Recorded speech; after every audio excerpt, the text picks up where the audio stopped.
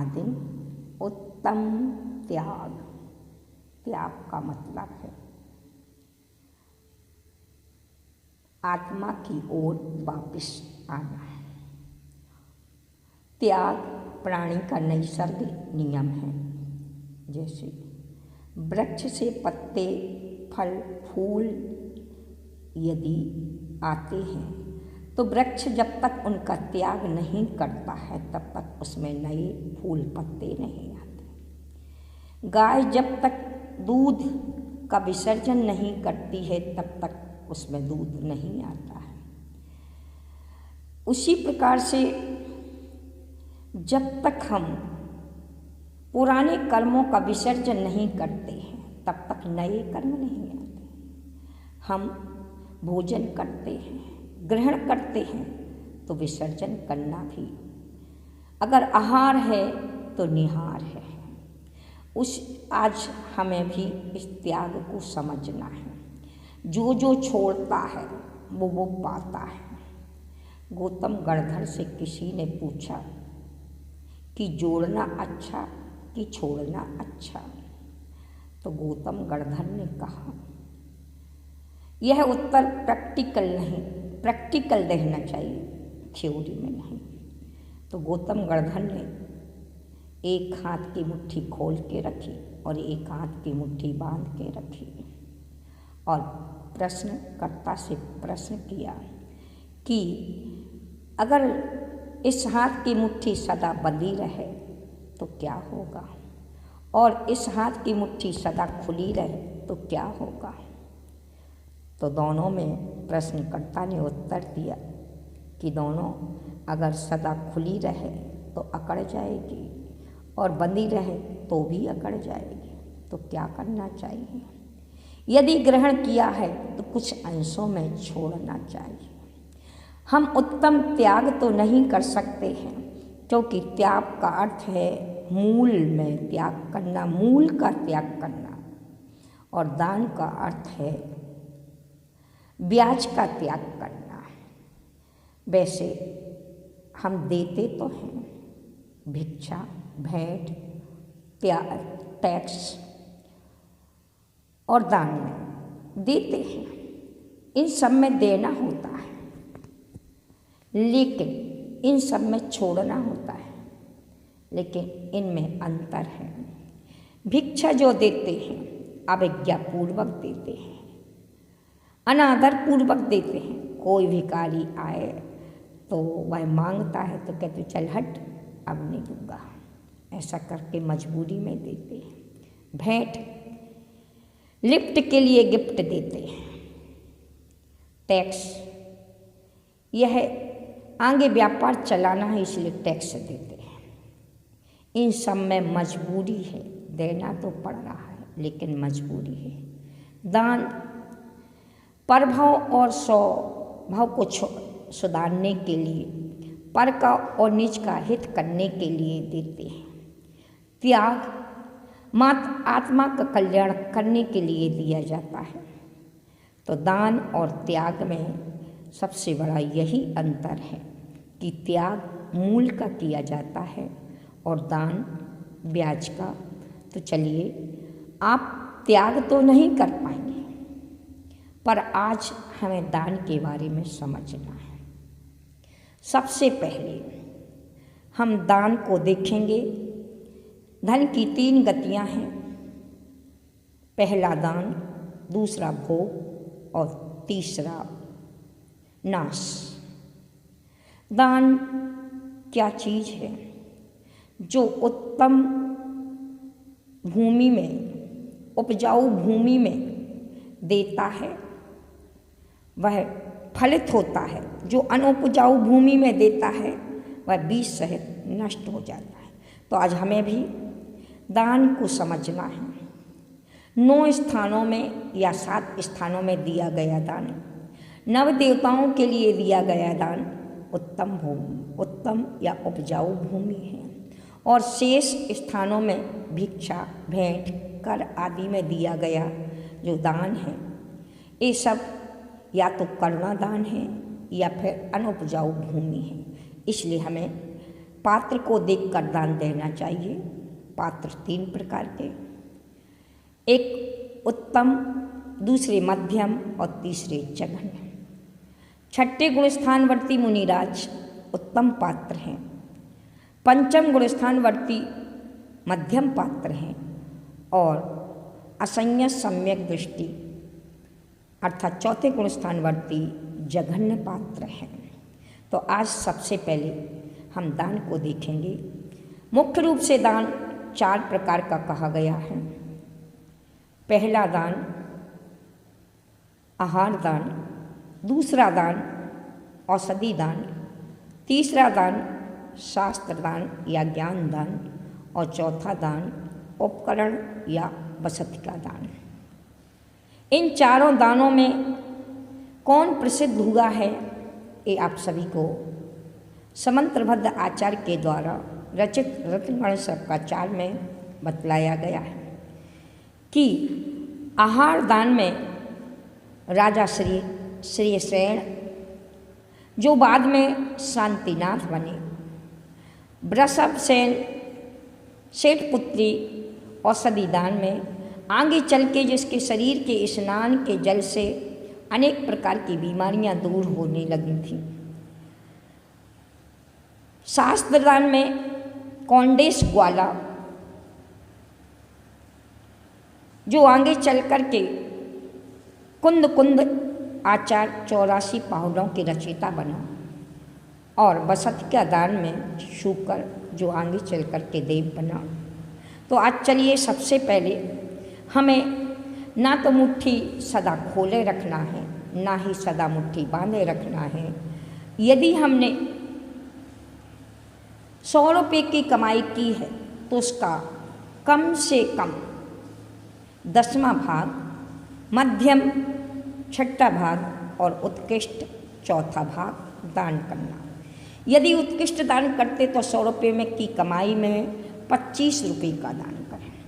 अगर इतना भी नहीं कर सकते हैं तो 15 रुपये का दान करें, और इतना भी नहीं कर सकते हैं तो कम से कम 10 रुपये का दान तो करना ही चाहिए।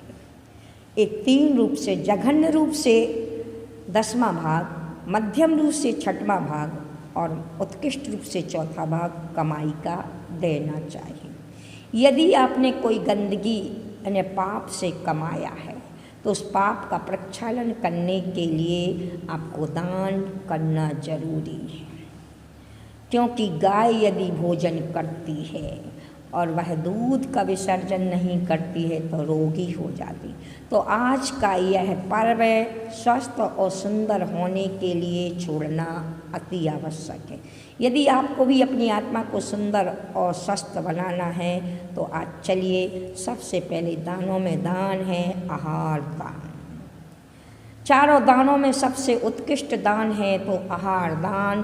कहते भूख लगती है तो भोजन करना प्रकृति है, भूख ना लगे तब भी भोजन खाना विकृति है, और स्वयं भूखे रहकर भूखे को खिला देना ये संस्कृति है। विकृति में जीना दुर्जन स्वभाव है, प्रकृति में जीना सज्जन स्वभाव है और संस्कृति में जीना संत स्वभाव है। भारत की संस्कृति खिलाकर खाने की है।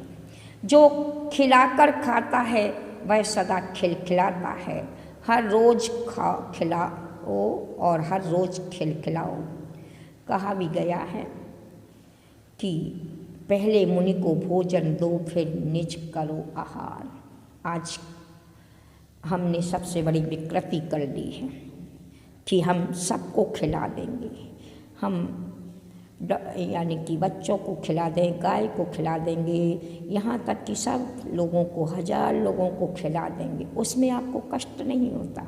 लेकिन एक मुनिराज आदि को खिलाएंगे तो कष्ट होगा। इसलिए आज जगह जगह पर देखिए अगर विकृति आ रही है तो आपने अपने धर्म को बंद कर दिया, दान देना बंद कर दिया है। आप वैसे तो कई प्रकार के दान देते हो, लेकिन मूल दान जो आहार दान है, यदि साधु की और संत का अगर मिलन है, यदि इन दोनों की अगर सद्भाव है तो मात्र एक ही है कि आहार दान से ही आपका पुण्य होता है।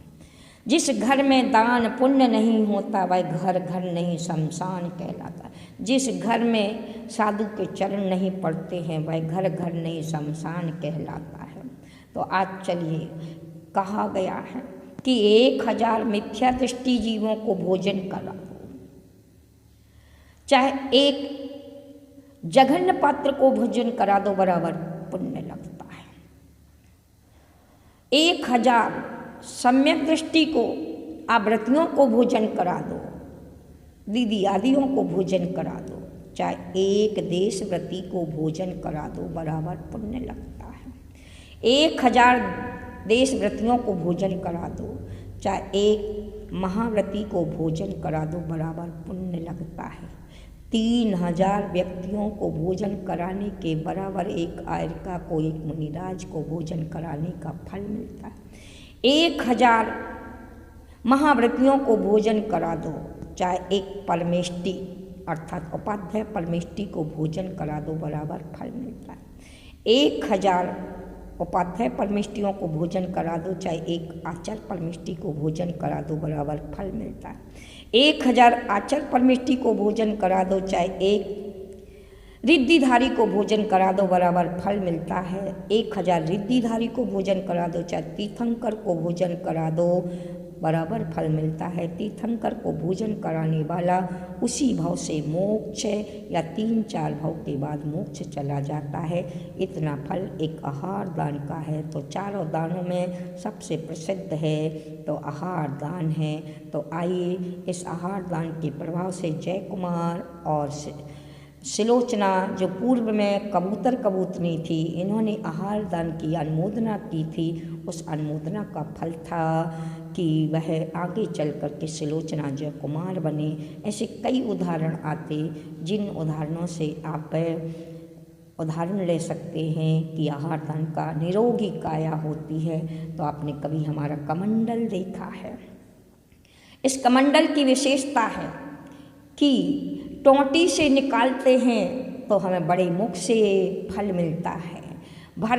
जब कमंडल में पानी भरा जाता है तो बड़े मुख से भरा जाता है, और जब हम निकालते हैं तो टोंटी से निकालते हैं। उसी प्रकार से यदि आप भी अपने जीवन को पावन और पवित्र बनाना चाहते हैं तो आचार्य भगवंत ने कहा है कि क्षितिगत वट बीजम, क्षितिगत वट बीजम पात्रगतम दान मल्पमपि काले फलति छाया विभम बहुफलमिष्टम शरीर भृताम।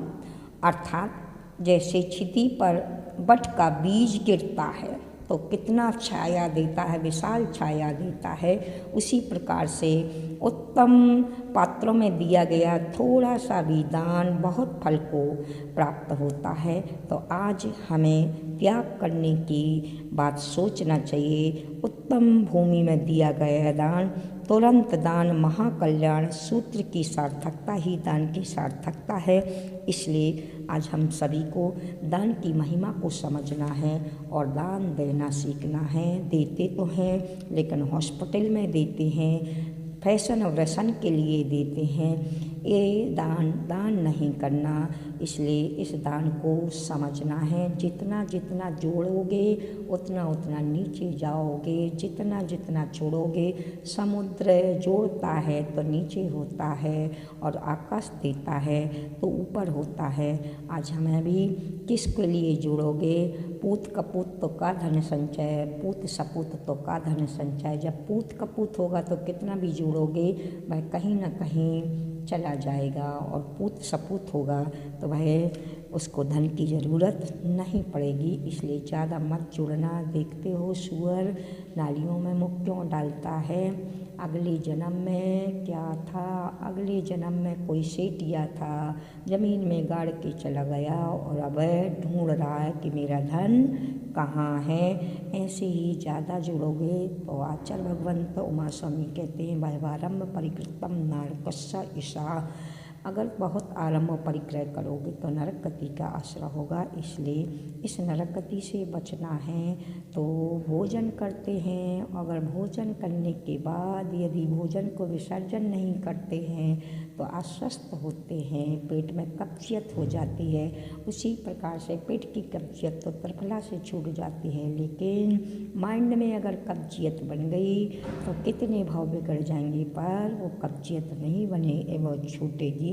इसलिए आप सभी आज दान की महिमा को समझें और त्याग करना सीखें। त्याग ही जीवन का कल्याण करने वाला है, त्याग ही आत्मा को स्वस्थ और सुंदर बनाने वाला। इन्हीं पवित्र भावनाओं के साथ बोलिए महावीर भगवान की